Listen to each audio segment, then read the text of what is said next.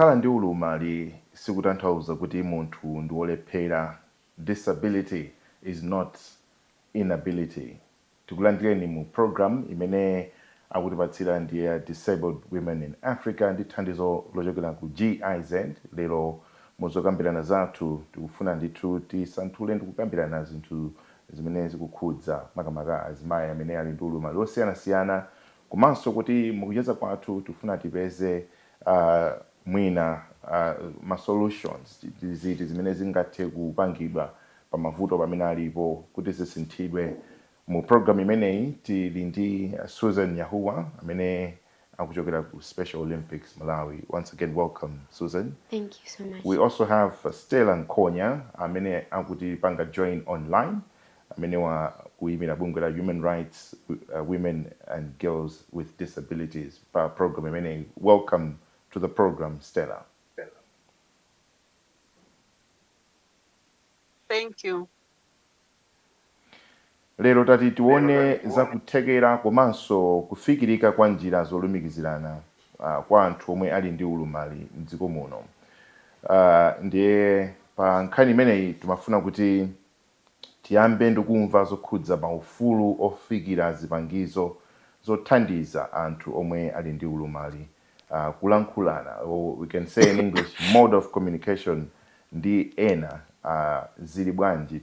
Stella, if you can hear us, please can you mutipatseko maganizano pa mfundo imeneyi.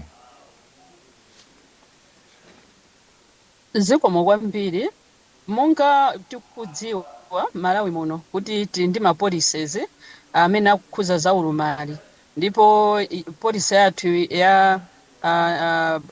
ya National Disability Policy ikusindika ndithu kuti wina aliyense wopanda ndi waulumali ayenera kukhala ndithu ndi danga loti azikhala ndi maufulu timati accessibility, kuti malo ena aliwonse monga ine mzimayi ndiyekeze ndifuna ndipite kuchipatala kana ndifuna ndipite ku polisi kwina kulikonse ndi ena kukafikira ndithu. Ndiponso mchizungu ndimati access to information ina iliyese imene ineyo yomwe yena kuti ndifikire malingana ndi ulumali wanga, chifukwa chonena kuti boma ndithu linapangaso ratify timati ADP, imene mu ADP mo ikukambaso zoti aliyense ayenera kukhala ndi ufulu woti azimva information. Chimozimozi ngati ine ndinoulumala ndine mzimayi yoti ndifuna kuti ndikafike kwina kwake ndipo zondiyenereza ukafika kumeneko ndilibe, boma iyenera kuthandiza kuyesesa kuti ineyo ndikhale ndimayendedwe ndithu makamaka timati ma assistive devices. Chimozimozi Malawi muno tiso ndi malamulo ena okhuza za digital ofunika kuti ma website athu azikhala accessible, timati cross disability. Zonse kuti tikungokamba ayi, koma tikukamba chifukwa kuti zili malamulo mwathu, kuli malamulo a digital, kuliso malamulo a disability. Choncho ineyo ndifuna ndifotokoze kunena kuti mabungwe ndi boma tigwirane manja kunena kuti all kinds of communication should be accessible. Kandi information kandi ndikoti kandi ena kuti ndikatenge information ina iliyonse yokhuza ndi zimene zikuchitika boma, ineyo monga waulumali ndi wina waulumali wina aliyense kandi wa physical kandi wakhungula charubino kandi waulumali wosaona kandi waulumali osamva, zonse zikhali ndithu in accessible format yoti tonse tikakhala kuti tukamba za chitukuko ndiyoti chiyendera wina aliyense chifukwa choti tikutsata malamulo. Alright, ndikupira kuti Susan wamvanso anklida Stella pa nkhani imeneyo. Anything to add on that particular point? Mongonjezera zambiri wafotokoza kale Stella kunena kuti we have different policies. Tindi ma policies ambirimbiri amene Malawi inapanga agree internationally komanso ngakhale amene ali ku Malawi kunoko through our constitution. Kunena kuti muli zinthu zina zokhuza kuteteza anthu aulumali komanso accessibility kumalo kumene akufunika kuti akatenge chithandizo, kaya kuti achitidwa chipongwe kapena they want employment kapena kuti kandi kuchipatala Stella mene wafotokozera. For example, tikambeza policy ya disability, Persons with Disability Act ya 2024 imene imakamba imafotokoza kuti every disabled person aliyense amene ali ndi disability ali ndi kuthekera kuti akapanga access ma social services mene amafotokozera Stella. All right. Kufotokoza ndithu kwabwino. Tikufuna tione makamaka nkhani ya zomangamanga zomwe tili nazo ngati mdziko. I think issues to do with infrastructure have also affected nkhani za accessibility takhala kumamva ndithu mawayesi mundi njira zosiyana-siyana za nkhani ya infrastructure kumalawi kuno pakhaleso kuthekera kuti nkhani ya zomangamanga tikuchita bwanji makamaka kumbali imene yofikirika kwa anthu omwe ali ndi ulumali. Stella, if you can come in and give us your views on that one. Ndoti anthu aulumali sakufikiridwa chimozimozi ngati ku Zodiak iko kukumavuta ndipo ine ndikusangala chifoto ndine board member wa makoda ndipo makoda yapasidwa mphamvu yonena kuti tikamazafika chaka 2030 ma buildings amene sali accessible ndoti muzipereka mafine choncho pa nkhani imene iyi let's call upon all stakeholders and makamaka awawo anzathu amene amasainira ma construction iwa kuti nawonso achilimike asamasainire ma contract anthu amene azoti ma buildings awo sali accessible. Ineyo monga pano ndina physical disability vuto lina line limandilepheresa kuti ndibwere kuti Zodiak because you are not accessible. So makoda apasidwa mphamvu yonena kuti they will be actually putting accountable to all the buildings that are not accessible, and so it's not physical accessibility yokha AI. Even pali ma buildings ena palibe disability parking umapezeka kuti munthu you want to go and access a service ukanika kuti upakira kuti like I drive kwa mapeza kuti palibe disability parking. So kodi anthu a disability ife tikakhali magalimoto should we be blocking eni aka ama buildings oti mwina tipanga access? So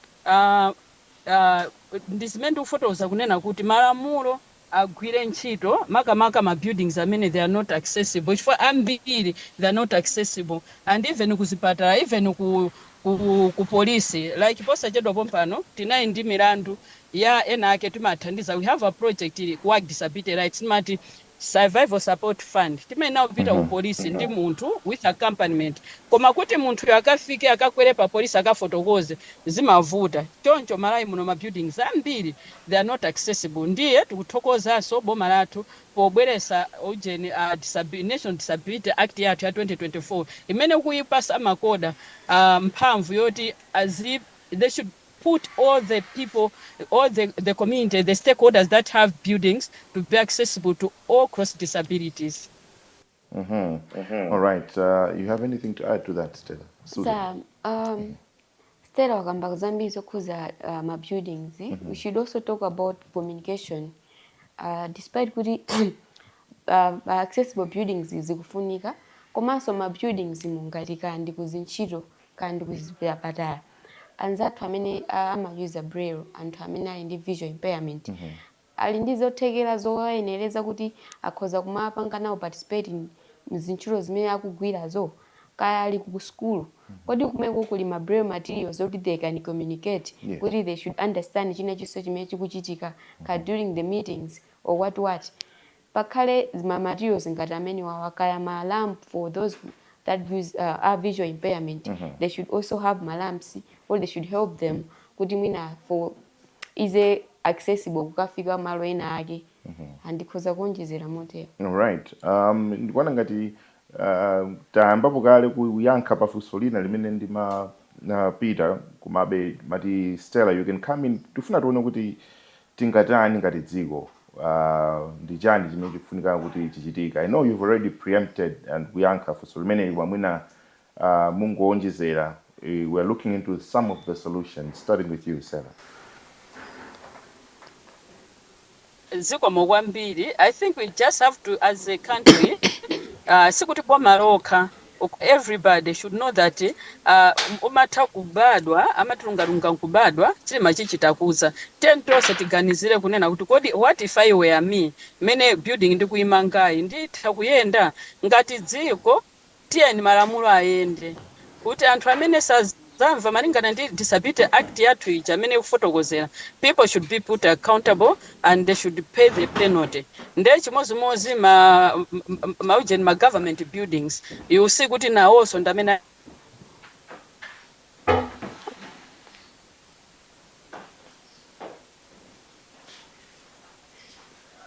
Stella, are you there? Even accessible nde ngati dziko yes I'm here sorry Okay, yeah, please so proceed. ngati anthu yeah ngati dziko ngati anthu should be accountable for that kuti disability suti munthu mmodzi yayi tigwirane manja kuti tikamapanga mapulani amanyumba tidzidziwa kuti tindazi zathu aulumali kuti tisatire malamulo amene boma layikapo kunena kuti ma buildings onse amene sali accessible they should be accessible.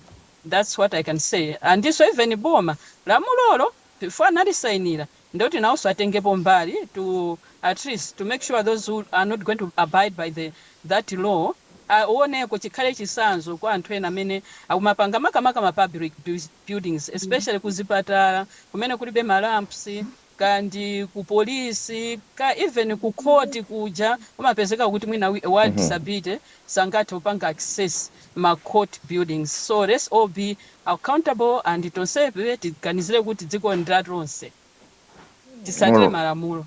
That's right. All right, so tidakali pa ma solutions pomwepo mukuona kwanu mabungwe omwe akugwira ntchito zomenyera ufulu wa anthu komanso anthu akudera akuyenera kuchitapo chani kufuna kuonesetsa kuti pali kulumikizana bwino ndi anthu omwe ali ndi ulumali. Before we lose you, whilst we still have you online, Stella, timati muti yankhulepo on this question. Yeah, apapa nzofunika work in collaboration, because if one works in isolation, your voice won't be heard. Similarly, parima bungwena, I mean, they have disability issues at heart.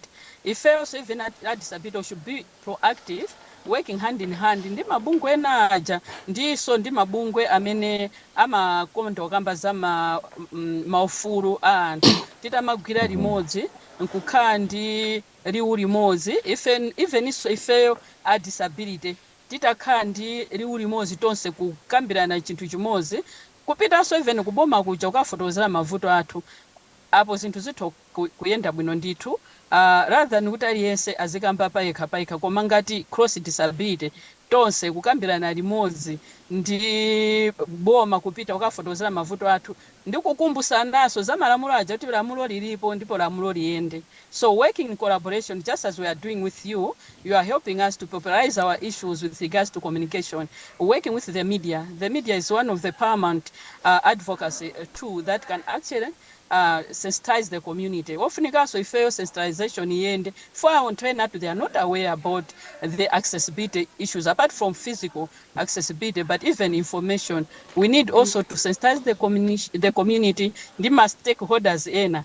Kuti adziwe ena tumankokhala umbuli asakuzindikira chimodzimodzi like ku National Bank which one time I found people parking on the disability parking, and when the guard was asking kuti apa disability anafunsa kuti alipo angati anthu amene, then I came and that's when he realized, oh, you are there. So I said, no, it's not an issue of being there, this is disability parking. We need a lot of awareness and collaboration with other stakeholders. Then the community will also understand that. Also attitude, we need also to bring awareness on the negative attitude, because people think that persons with disabilities cannot they don't have rights to access to information, access to buildings. So awareness is very important, sensitizing mindset change to people in Malawi.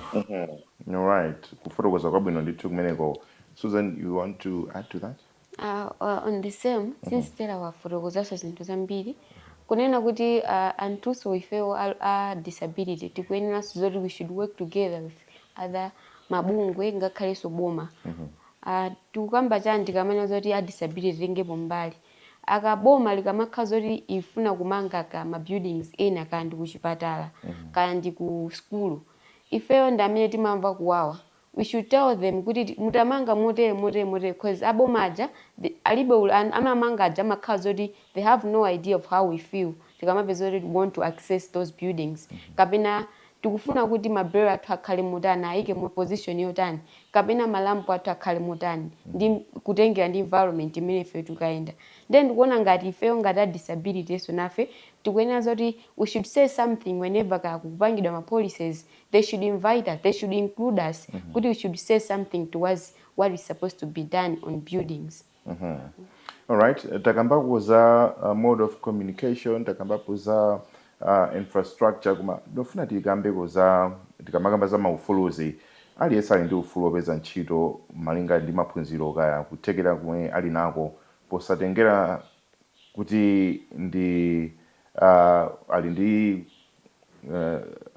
ulumali kapena ayi kuti tikamaona ma opportunities ena amakhala in communities ntchito za mtukula pakhomo ndi zina aliyense akuyenera kupindula mu ndondomeko ngati zimenezi. Mukuti nazo bwanji kumbali ya mmene yakupindulira anthu amene ali ndi maulumali kuma ma opportunities ngati amenewa, starting with you Stella. Yeah, ma opportunities azintchito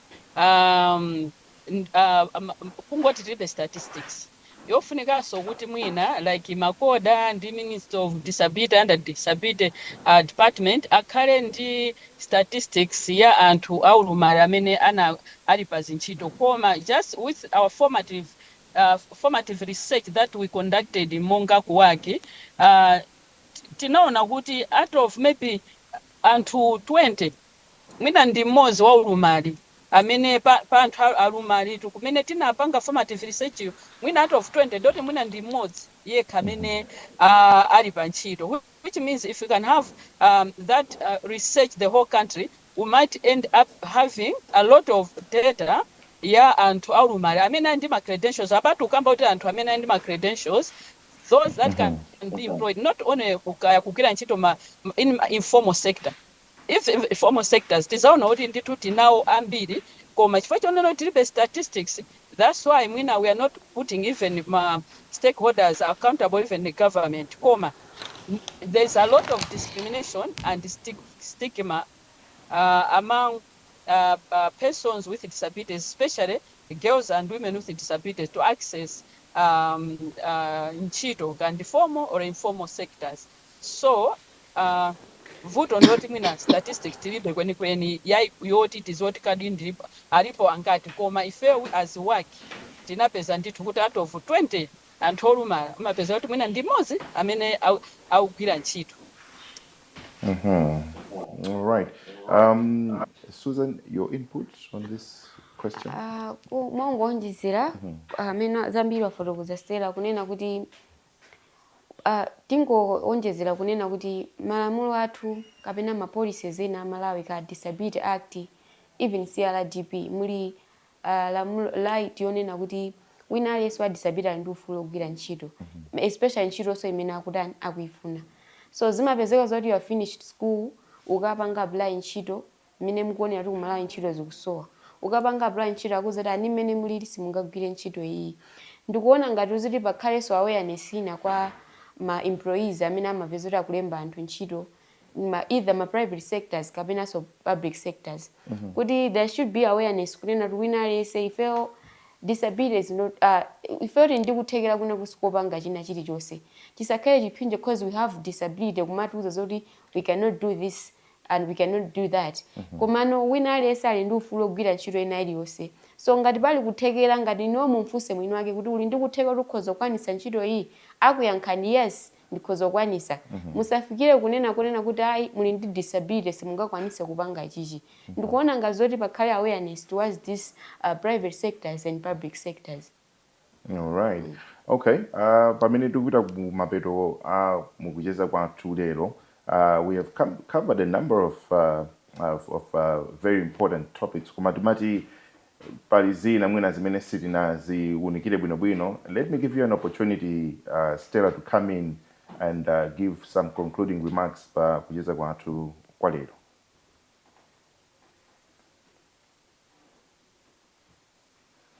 It seems I've lost you. Your question, please come again. All right, can you hear me now, Stella?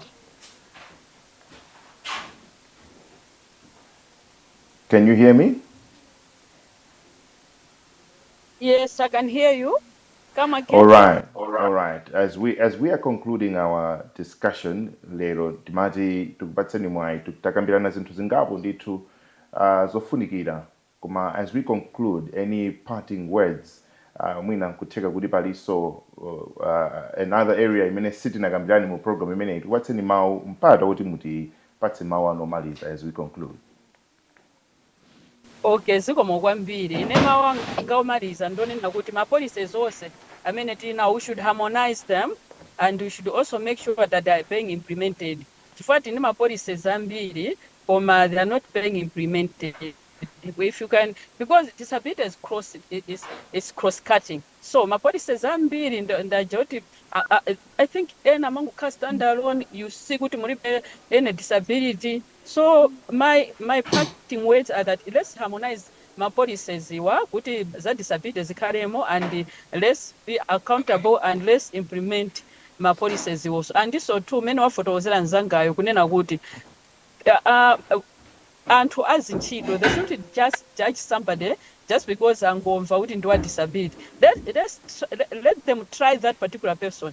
If akulephera, they can just impart knowledge on whatever these people want to do. I went in Japan where there's no one woti sali panchito because they understand that munthu aliyese mungu anampasa luso lake. So it's up to my company ngata ufuna munthu afuna apange china chake atha kumphunzisa in that particular area where somebody is strong. So it doesn't mean if you are with disabilities, it means you can't do anything. Aliyese mungu anampasa nzeru ndi ukadaulo as long as the playing field has been leveled where somebody can actually be able to participate equally as long as there is reasonable accommodation to that particular disability. Those are my parting words. Harmonizing the policies and implementing them. Thank you.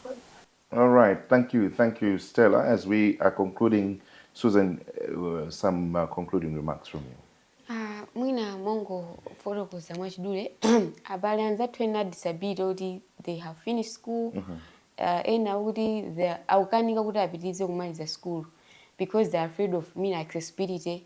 Koma izi zilikale malamulo kuti we still need to have accessible environment for us to kuti tikakwanise kuphunzira kapena kugwira ntchito. Ndimafuna ndameme anthu ngati amene ajawo amene amakanika kuti they should go ahead with education kapena say kukapanga apply ntchito zina kunena kuti they have a right to do that. Timakamba pomwepa kunena zokuti chisakhale chiphinja kuti akayankhulidwa kuti chani kuti with their disability. They have a right to speak out. They have a right kunena zokuti ineyo ndi ndufuna kuti ndiphunzire ndi zipangizo ndikuyenera kukhala ndi zipangizo is ali ndufuna kasuma ku mabungwe siyana kuti ndikuma ndi nyenkwezi zimezi kundipangitsa kuti ndisapange access education kapena employment. All right. Tithokoze kwambiri chifukwa cha kupezeka kwanu makamaka ino Stella Nkonya from Human Rights Women and Girls with Disability amene munabwera mu program imeneyi kuzacheza nafe. Once again, thank you so much, Stella. Thank you so much, Stella.